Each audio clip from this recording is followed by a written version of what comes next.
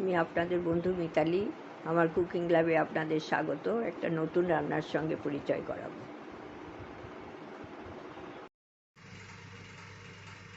বন্ধুরা, আমি আজকে ফ্লাফি অমলেট করব। সেটা আপনাদের সেই জন্য ওই ডিম নিয়েছি, ডিমের সাদা অংশ আলাদা করেছি আর কুসুম আলাদা আছে। সেটা আপনাদের এরপরে ফেটিয়ে নেব, ফেটিয়ে তারপরে অমলেটটা করব।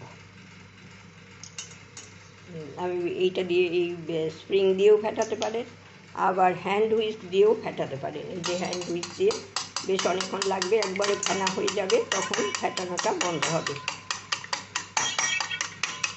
এইরকম করে আমি পুরো ফেটিয়ে আপনাদের দেখাচ্ছি। আমি এইবার এটা ফেটিয়ে নিয়েছি, একদম ফেনা হয়ে গেছে এইটা। আর কুসুম দুটো আছে, কুসুমটা পরে আমি দেব। আর এদিকে আমি কড়াইতে তেল বসিয়ে দিয়েছি, তেলটা হলে ওইটা আমি দিয়ে দেবো।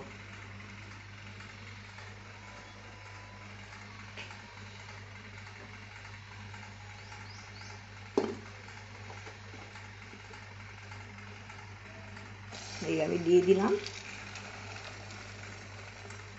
দিয়ে এটা ধিমে আছে একটু রেখে দিতে হবে। ধিমে আছে জমবে এটা, তারপরে আপনাকে আমি দেখাচ্ছি। দেখেছেন কতটা ফুলে উঠেছে? এখনও এটা হয়নি, নিচটা ফুলের মতো হয়ে এসছে।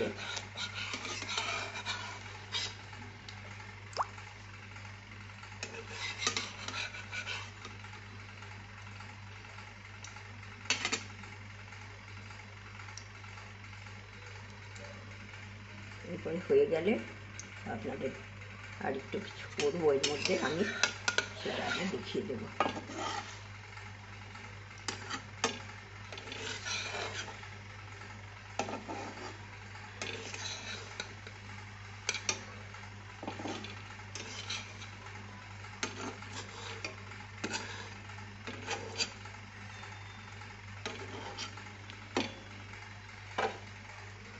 এইখানটা একটু ফাঁক করেছি, আমি দেখিয়ে দিচ্ছি। তারপর এই ফ্লাফি অমলেটটা হয়ে গেছে, দেখুন কত ফুলে উঠেছে। আর আমি দুটো কুসুম দিয়ে দিলাম, দুটো কুসুম একটু ভেঙে ভেঙে গেছে, দুটো কুসুম দিয়েছি।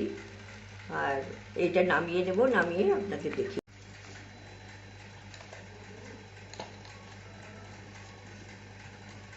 আমি নামিয়ে নিয়েছি, নামিয়ে একটু গোলমরিচ ছড়িয়ে দিলাম, এই যে গোলমরিচ ছড়িয়ে দিলাম। আর এই টমেটো সস দিয়ে দিচ্ছি একটু উপরে।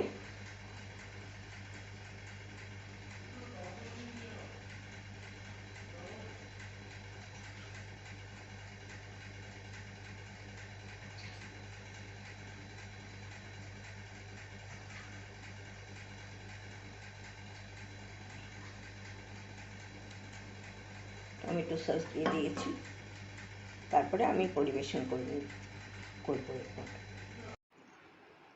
দেখুন আমি এই ফ্লাফি অমলেটটা করে নামিয়ে নিয়ে এসেছি, কিন্তু এর মধ্যে আমি আরেকটা জিনিস করব। এইখানে হচ্ছে এটা ফ্লাফি লাভা অমলেট। এই যে লাভা গড়িয়ে পড়ছে, এই লাভা গড়িয়ে পড়ছে এগুলো। ফ্লাফি লাভা অমলেট এইভাবে একবার করে দেখবেন কেমন লাগে। আশা করি খুব ভালো লাগবে। এটা একটু নতুনত্ব আছে, এমনি অমলেট তো সবসময় খেয়েই থাকেন। যেমন আগ্নেয়গিরি থেকে লাভা চলে যায় গড়িয়ে গড়িয়ে, সেই রকম অমলেট থেকে লাভা পড়ছে। আপনারা আমার এই রেসিপিটা দেখার জন্য এবং আমার সাথে থাকার জন্য আপনাদের অসংখ্য ধন্যবাদ। আপনারা আশা করি সাবস্ক্রাইব করেছেন অনেকেই, তাদের ধন্যবাদ। আর যারা করেননি আশা করি করে নেবেন। ভালো থাকবেন, সাবধানে থাকবেন। Thank you so much.